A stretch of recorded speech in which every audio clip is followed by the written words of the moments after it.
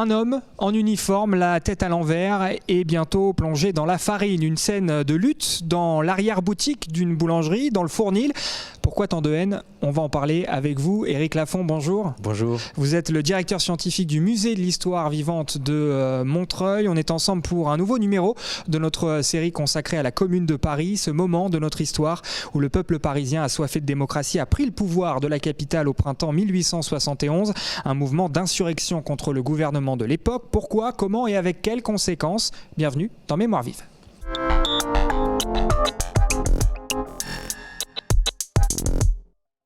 Éric Lafont, on ouvre donc notre enquête pour essayer de comprendre ce qui est en train de se passer dans cette boulangerie. D'abord, un mot sur le type de document qu'on a sous les yeux. Alors il s'agit d'une caricature, d'un dessin produit donc en 1871 de Léonce Scherrer, un dessinateur assez connu, qui publie beaucoup de planches de dessins dans cet album qui s'appelle Le souvenir de la commune. Voilà. On est sur une scène qui est censée se dérouler à quel moment? Alors, au vu de la scène, quelques jours après la décision prise par la Commune de Paris de décréter l'interdiction du travail de nuit dans les boulangeries. Donc on voit un patron boulanger qui a attrapé un sergent visiblement de garde fédérés pour lui plonger la tête dans le bac de farine.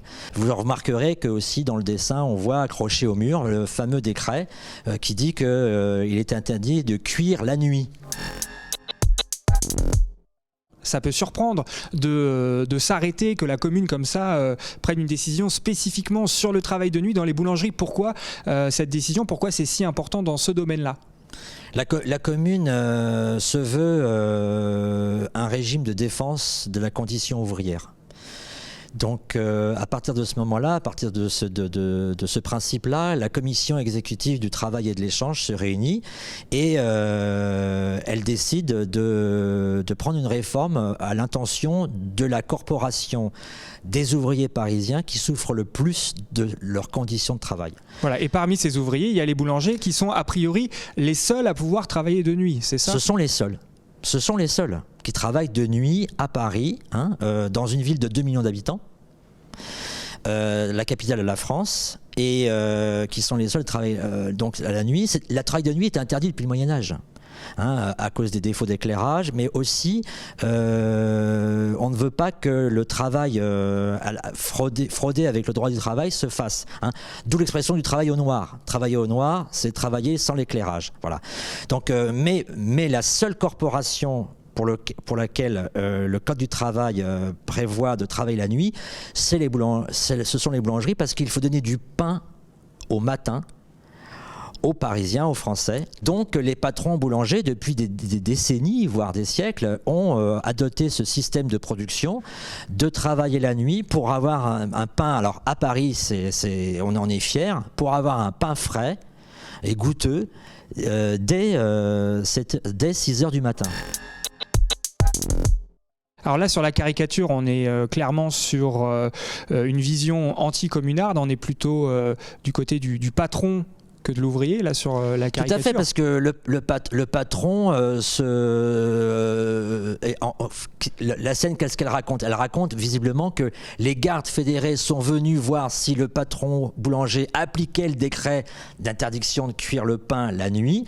Apparemment, le patron a fait cuire son pain, et donc le patron prend le garde fédéré, et dans une scène comique, Scherrer, c'est pas un anti-communard horrible.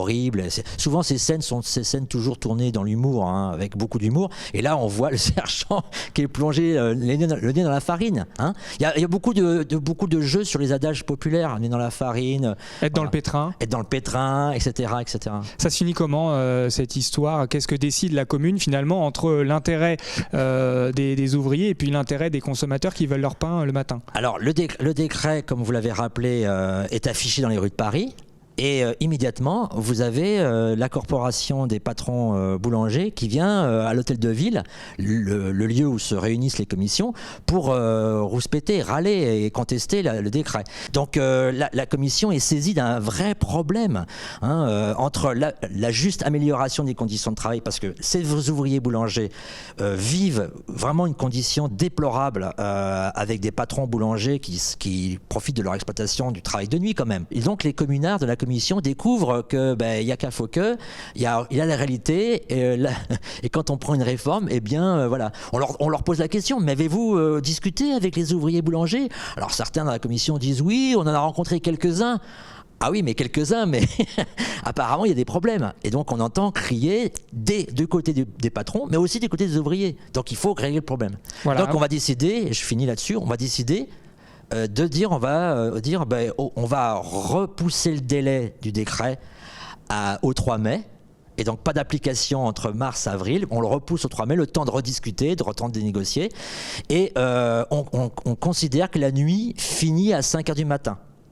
Voilà, pour assurer les Parisiennes et les Parisiens d'avoir un pain à 8h du matin. Voilà, en espérant que ça laisse le temps aux boulangers de faire leur pain entre 5h et 7h du matin. Merci Éric Lafont pour ces détails donc, autour de l'interdiction du travail de nuit dans les boulangeries. Si on veut en savoir plus sur le thème, ou plus généralement on va dire sur les réformes sociales de la commune, on peut se tourner vers quel livre ? Alors vous avez l'histoire de la Commune de Paris par Lisa Garet, où vous avez raconté en long et en large de travers toutes ces discussions sur toutes ces réformes. Donc c'est un vieil ouvrage qui a été réédité en décennies, puis là réédité récemment en 2021. Et puis vous avez Jacques Rougerie, un grand historien de la Commune de Paris, qui a publié chez Découverte Gallimard une collection très illustrée, un Paris insurgé, la Commune de Paris 1871. Merci beaucoup Éric Lafont, directeur scientifique du musée de l'histoire vivante de Montreuil. Tous les épisodes de notre série consacrée à la Commune de Paris sont évidemment à retrouver sur notre chaîne YouTube, sur TVM aussi bien évidemment. On vous dit à très vite pour un nouveau numéro. Salut!